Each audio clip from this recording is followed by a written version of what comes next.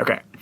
So where we're at with this so far is we have went through the three primary parts of our experience that we usually consider to be us.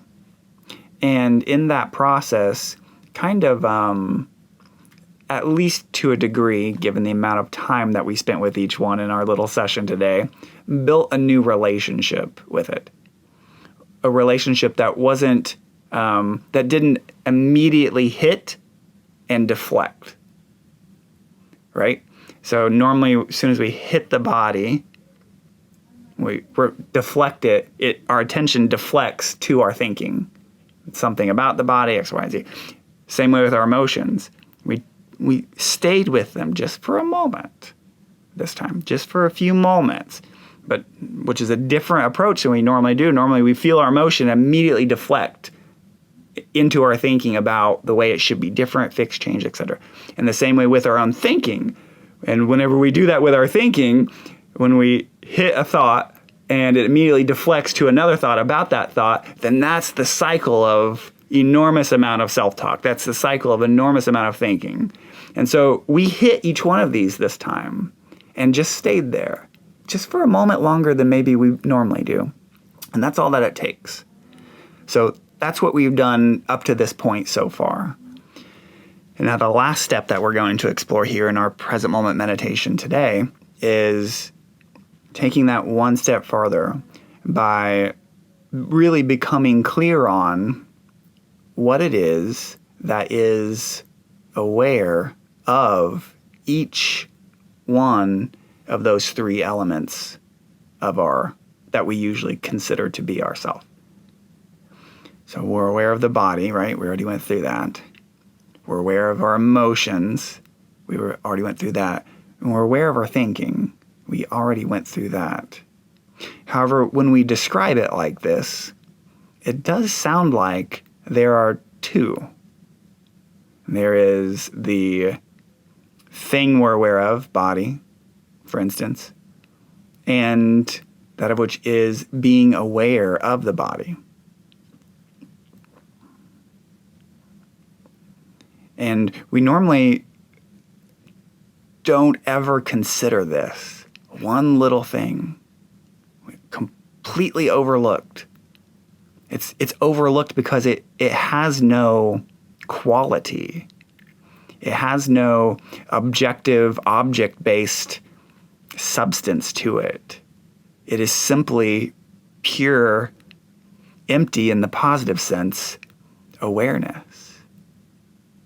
It is simply, and as such, it's the only part of our experience that is 100% consistent. It is always the same and always there. We are always aware. Our body changes a great deal throughout our life in various different ways. So our body isn't consistent like this awareness. Our emotions are always fluctuating. So they aren't as consistent as this awareness. And our thoughts are always fluctuating. So they are not as consistent as this awareness. But we never stop to really consider this. Instead, our attention goes right to the objects in our life. It goes to the body. It goes to our emotions. It goes to our thoughts. And as such, we tend to believe we are those things more so than we are this sense of being me, or as I have been wording it, this sense of awareness. And if you ask anyone, and you may even have your own experience in this, the general sense of being myself is the same as yesterday, as a week ago, a month ago, a year ago, 10 years ago, 20 years ago, 30 years ago, however old we are, 40 years ago, when we first remember being ourselves. that most basic sense isn't bound to age, isn't bound to any of the changes our body may go through. It isn't tied to any of the changes our emotions may go to. It isn't tied to any of the changes our thoughts may go to. There's still an intrinsic I am myself that never changes. And what is that? It's not the body that has always felt like I am myself. It's not our emotions that have always felt like I am myself. These things are always changing. It's not our thoughts that have felt like this is me, because they are different. They have been different at different stages of our life. But yet there's always this sense of being myself, of being aware of these different elements of my experience.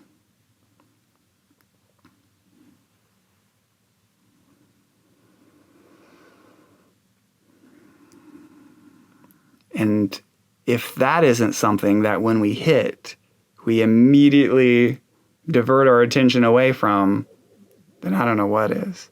That's like the one thing that our attention doesn't even hit in most instances. Or if it does realize this even for a second, then because there's nothing there really, it can't hardly even be remembered when that does happen.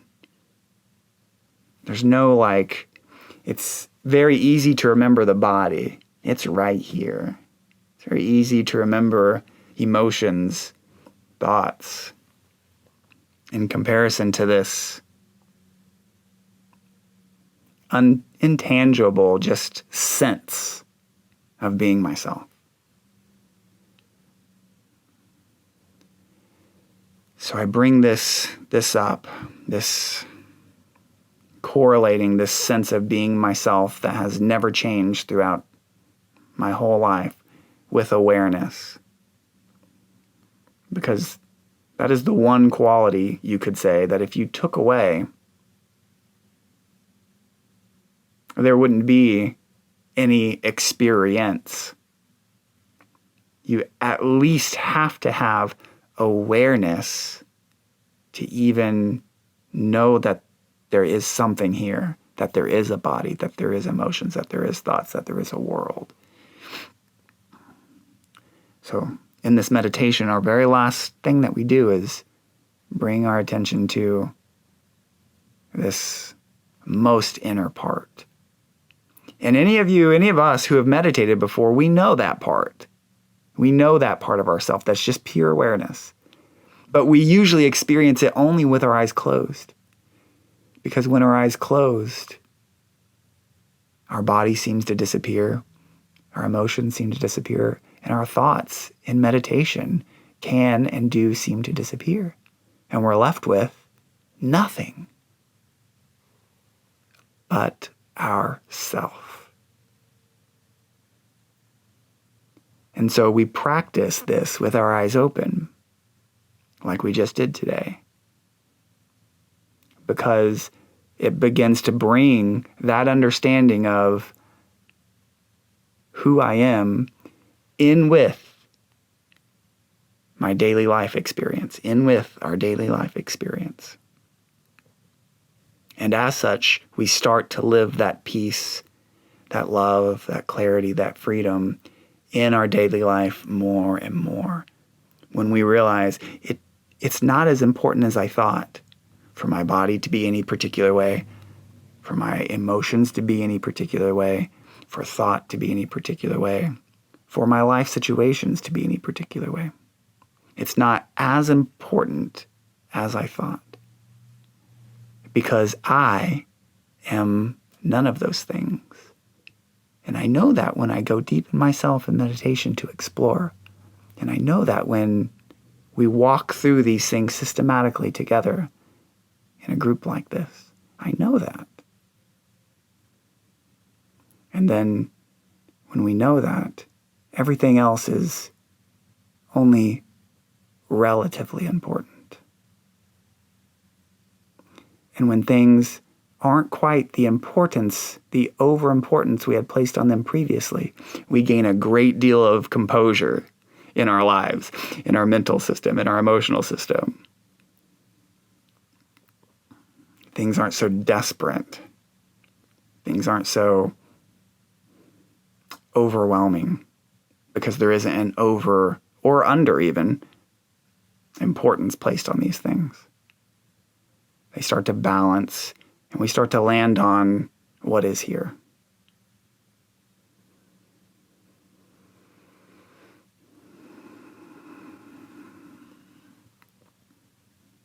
And take it one step at a time.